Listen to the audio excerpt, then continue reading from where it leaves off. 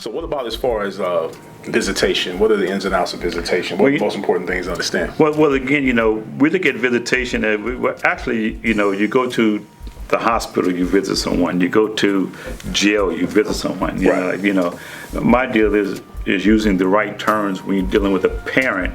That you're not visiting your child, you're co-parenting your child. Okay. Whether you're divorced or had a child out of wedlock, you're co-parenting with that thing. But they call it visitation. They call it visitation, and it's like, and what happens is in your psyche, it's almost like you are visiting your child, because what happens is you see that a lot of men who only get their kids every other weekend, they become this kind of, you see, they become this kind of Disneyland, McDonald's kind of parent, which really not parenting, because you're really visiting, and when you visit, you really go out and have fun. Just like when you visit your other relative, when you guys are always constantly having fun. So we look at it as, no, you're going to co-parent, you're going to do the same thing as if you guys were still together. Okay. And with that is, a lot, again, you look at the visitation, and then you look at joint custody, when actually the joint custody is supposed to be the visitation, the co-parent. So they're using it in the wrong term by saying, hey, look, I want to co-parent with the mother of my child or the mother of my children. So therefore, I need to put together a good parenting plan to say how I want to co-parent with our children. Okay.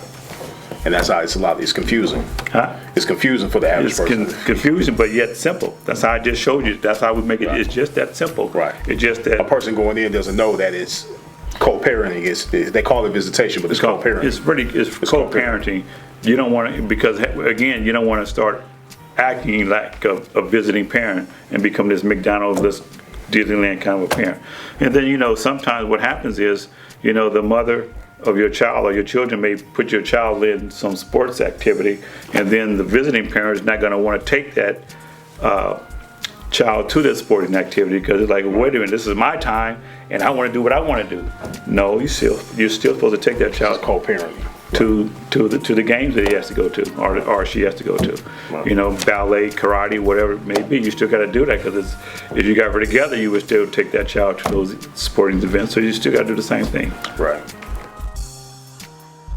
There's a lot of fathers that have situations where they owe arrears or they owe money to the child support system. So you're talking about child support now? Right. Well, that comes from, there's a lot of people at fault when it comes down to child support, meaning that when I got into the game, it was $34 billion owed towards back child support. $34 billion, that's 1989. 2015, it's over $110 billion that's owed. Before Governor Pete Wilson began to reform the child support welfare department in 96, I think it was around there, 75% of all the mothers who got on welfare nationwide, 75% of those women never legally identified who the father was. So therefore, with them legally not identifying when they go down and get on welfare, and then maybe 2 years, 3 years later, she gets mad at me or we break up, and all of a sudden you know where I'm at. Now I'm in a hole, thousands and thousands of dollars. That means that they helped put us in a hole, where the mother helped put us in a hole. Then all of a sudden the child support people come and say that you owe all this money because your child's mother was on welfare, and that person does not know how to work the system and say, wait a minute, I was here. We were living together. Right. But the child support people say, no, you owe all this back pay, and that's what gets that ball started rolling, and he just doesn't know what to do, wind up have to pay it. And you got to pay it. But if he comes to me, I can show him how to get out of most of that money by going back in front of a judge and explaining to the judge what took place, and here's what's going on, and the judge can relieve you of that money, and then you can move on from day one. A lot of people talk about how it's unfair that, like if you can lose your driver's license, or you can lose your license for whatever trade you're in. Yes, you can. It is unfair. I believe that it's biased. I think because they ask you to pay money, but they're going to take your license or whatever you're doing. Right. it's a good tool to use to get someone who's running, hiding, and don't want to pay.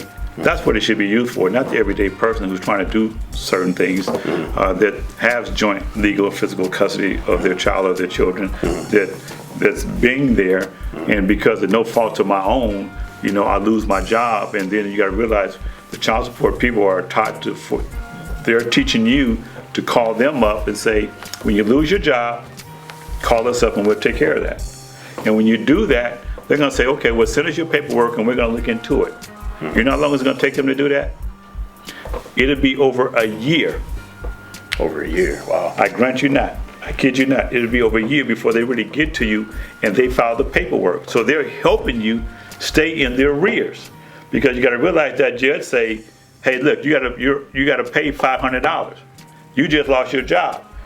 You may be getting your unemployment, and the child support people are going to say, well, we're going to take out 25% of your unemployment. Wow. Well, the judge say pay $500. You're still responsible for that $500.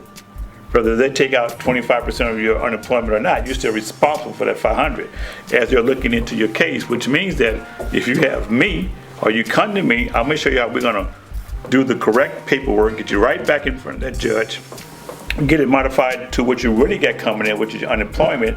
Therefore, you're not responsible for the $500. You're only responsible for what the judge tell you to pay. That's how you do it. That's how you do it. That's worth billions of dollars. I just gave it. That's free information I just gave away. The billions. Wow.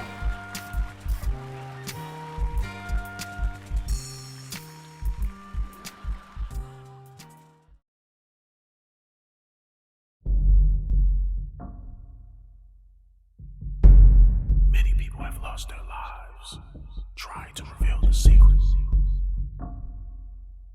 The secret has been hidden from the world for far too long. But now, in order to become successful, a lot of times you have to find your zone that's comfortable for you.